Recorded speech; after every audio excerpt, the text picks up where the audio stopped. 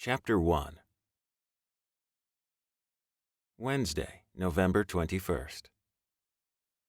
Everything started between one breath and the next, with the 75th repeat of Lennon's Christmas classic in his ears and the smell of Amelia's cranberry muffins in his nose. It was heaven and hell, and all the cliches in between, a surprise that kicked him in the butt so hard that he almost fell down.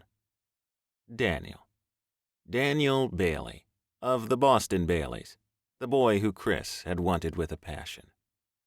Tall, way tall, with chestnut brown hair and beautiful hazel eyes, a dimpled chin and high cheekbones. Daniel freaking Bailey was perfection personified. They had studied together. Daniel was in English Lit 101 for easy credit. Chris was the TA for the English professor. Daniel had been assigned remedial English because he was so good with special needs students. Special needs was, in this case, a euphemism used by those that actually worked hard at college. Used with much disdain to describe those students who just didn't seem to care enough. That was Daniel, the boy who never had to try. He never ever appeared to work at anything.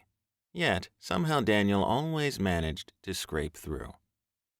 Then again, why would Daniel even want to work at school? He didn't need to.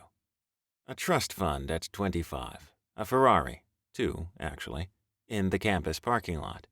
Holidays in Europe.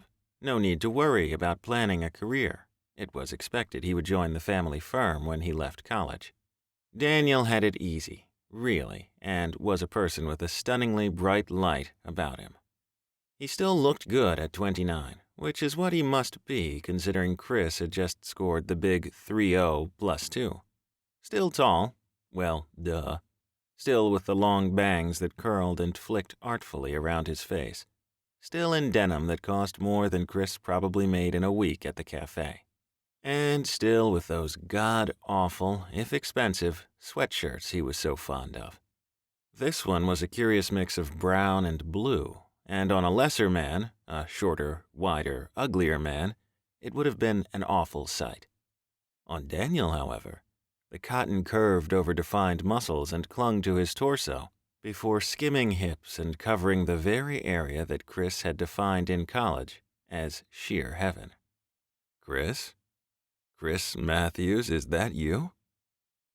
Chris blinked at the deep, cultured voice, his dick hardening impossibly against the zip of his pants.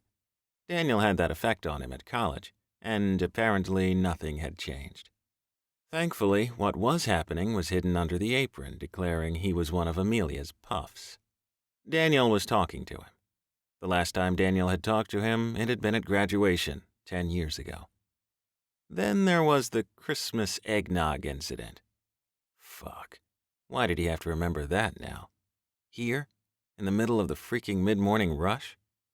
Both having stayed at college over Christmas, they were the only two left in their respective shared houses, and, more by luck than judgment, had met at the campus coffee shop. Coffee led to a debate on Grand Theft Auto, which led to a grudge match back at Daniel's house. Daniel's house had been so different from the dump Chris shared with 7 others.